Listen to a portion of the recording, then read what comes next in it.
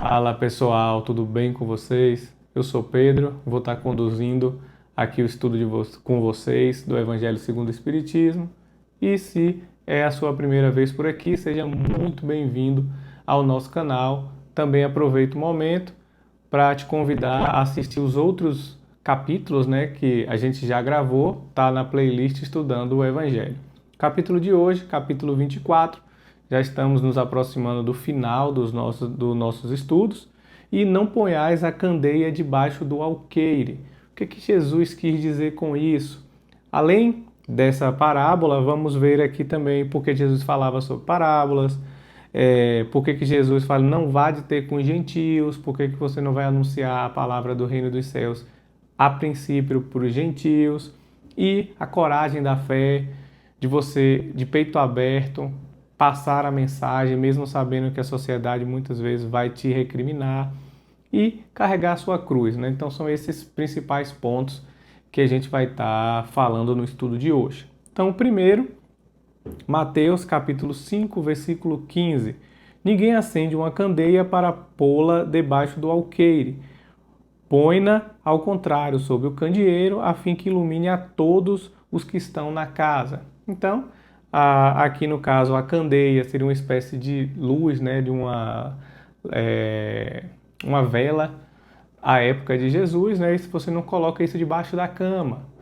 Até porque a cama também era de palha, poderia pegar fogo, enfim. Mas a ideia é que a mensagem de Jesus ela tem que estar no alto, para iluminar o máximo de pessoas, para aquelas pessoas que estão, como é que eu posso falar, no momento em específico, a palavra correta não seria capacitadas, mas abertas à palavra. Não adianta pregar no deserto ali no primeiro momento, inclusive é um ponto do estudo que a gente vai estar falando hoje também. Então a ideia é de que a nossa luz, a palavra de Jesus, a prática do amor esteja sempre numa posição de destaque nos nossos lares, nas nossas atitudes, para que assim a gente possa contaminar do ponto de vista positivo todos os que estão ao nosso redor, sejam eles encarnados e desencarnados.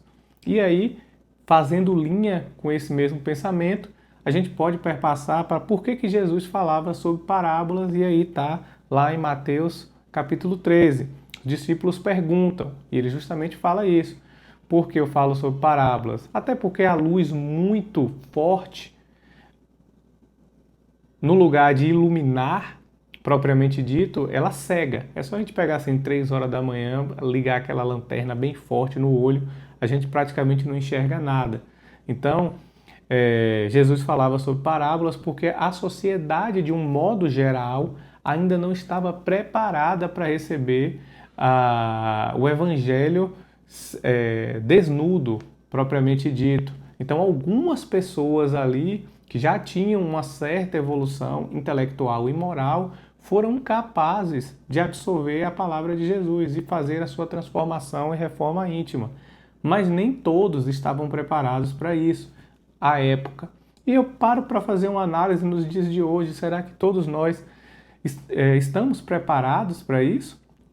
Ou tem muitos de nós que ainda vivem lá na época de Jesus, ou seja, com ainda alguns atrasos, tanto morais como intelectuais. Então, por isso que ainda se falava sobre parábolas naquela época, e vem o Espiritismo justamente para tirar isso e ter uma linguagem mais direta. Mas aí cabe a reflexão.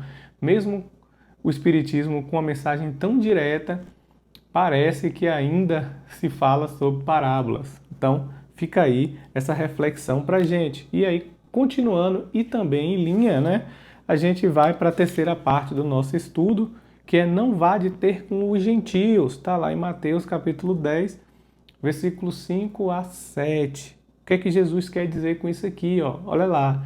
Jesus enviou seus 12 discípulos depois de lhe haver dado as instruções seguintes. Não procureis os gentios e não entrei nas cidades dos samaritanos. Ide antes em busca das ovelhas perdidas da casa de Israel. E no lugar onde fordes, pregai, dizendo que o reino dos céus está próximo. Quando a gente olha aqui a princípio, quem já vem estudando com a gente sabe que não se pode ler a Bíblia ao pé da letra. A gente vai dizer, pô, Jesus simplesmente esqueceu dos gentios, esqueceu dos samaritanos, ou seja, abandonou a própria sorte. Conhecendo o Evangelho de Jesus, a gente sabe que isso não é verdade, isso não teria o menor cabimento e coerência. Mas justamente porque à época os gentios e os samaritanos ainda não estavam tão preparados quanto, no caso, os judeus aqui, que já seguiam, já tinham um certo conhecimento da lei de Moisés, cultivavam um Deus único, mas principalmente a questão da lei de Moisés, e isso facilitava o terreno da anunciação do reino dos céus. Mas, lógico, tudo com seu tempo, a sociedade iria evoluir e também toda essa sociedade, né, todo esse povo seria englobado no Evangelho de Jesus. E aqui vem com aquela máxima, inclusive o Evangelho faz esse destaque. É muito mais fácil, e até do ponto de vista lógico-matemático, se eu tenho uma opção de ir pregar em um lugar onde as pessoas estão mais adeptas a aceitar, a fazer a sua própria reforma íntima e caminhar nos passos de Jesus, ou naquele ambiente que as pessoas não estão nem aí para isso. Então é muito melhor eu ir para esse caminho que tem mais pessoas que estão inclinadas a fazer essa reforma íntima do que aquele outro que não. Por quê? Por ser uma questão de matemática. Eu vou somar mais pessoas e essas pessoas vão elevar o meu grupo e assim a gente, com esse grupo em maior número, temos mais forças, temos mais força. A ideia aqui é que a união faz a força. E basicamente foi o que Jesus quis dizer com essa passagem aqui. Vamos lá naquele pessoal que o terreno já está propício, para depois, quando o grupo crescer, a gente ir e evangelizar, né? E anunciar, não gosto da palavra evangelizar, assim, anunciar mais as questões da Boa Nova. Então, é isso aqui nessa passagem que, na minha interpretação, a ideia que Jesus quis passar. E aqui vem uma outra que é bastante difícil, né? Mas também o prêmio, quanto mais difícil é a prova, maior é o prêmio, que a gente vem com a coragem da fé. Aqui tanto em Mateus capítulo 10, versículo 32 a 33, e 33, na verdade, e Lucas capítulo 9, versículo 26. Aquele que me confessar e me reconhecer diante dos homens, eu também o reconhecerei e confessarei diante de meu Pai que estás nos céus. E aquele que me renegar diante dos homens, eu também o renegarei diante de meu Pai que estás nos céus. E aqui, vamos para a passagem de Lucas. Se alguém se envergonhar de mim, das minhas palavras, o Filho do Homem também dele se envergonhará, quando vier na sua glória e na glória de meu Pai e dos santos anjos. Aqui é a ideia de que devemos permanecer firmes na questão do Evangelho. Por mais que a sociedade às vezes deboche, ridicularize isso, acho que a gente dá mais peso a uma coisa do que deveria dar a outras. Então, talvez, no final das contas, não sejamos nós que estamos errados, e sim os outros. Então, que a gente tenha coragem, que a gente persista independentemente do que a sociedade e do que as pessoas vão pensar sobre nós. Então aqui é aquela questão da coragem de fé. Vai lá e segue. E segue no Evangelho independente do que os outros vão dizer, que eu, no caso Jesus, vai te reconhecer lá na verdadeira vida, né? Que é a vida espiritual. Então aqui, sem dúvida, é a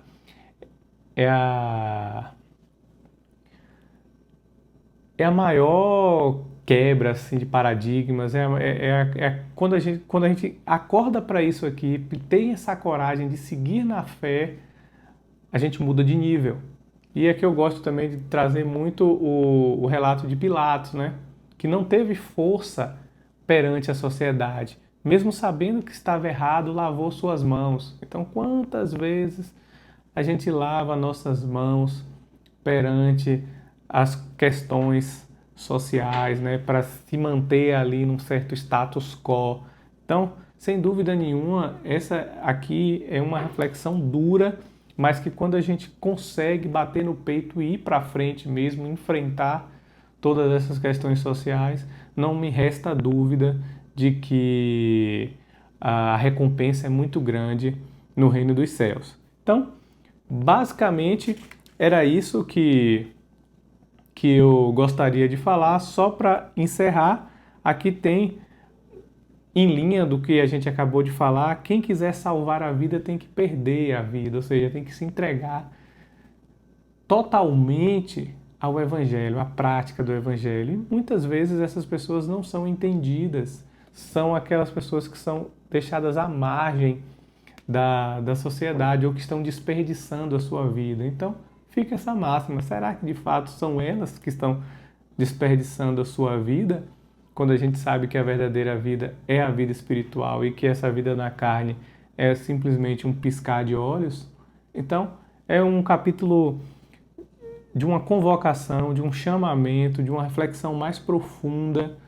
Espero que eu tenha ajudado vocês aqui nessa caminhada, neste capítulo, e eu desejo coragem da prática do Evangelho, independente do que a sociedade vai pensar. Fecho esse estudo com uma questão de Madre Teresa que me acompanha durante a vida, que sempre foi questionada por que Madre Teresa fazia o que fazia, e ela sempre respondia que nunca é entre eu e os homens, e sim sempre entre eu e Deus.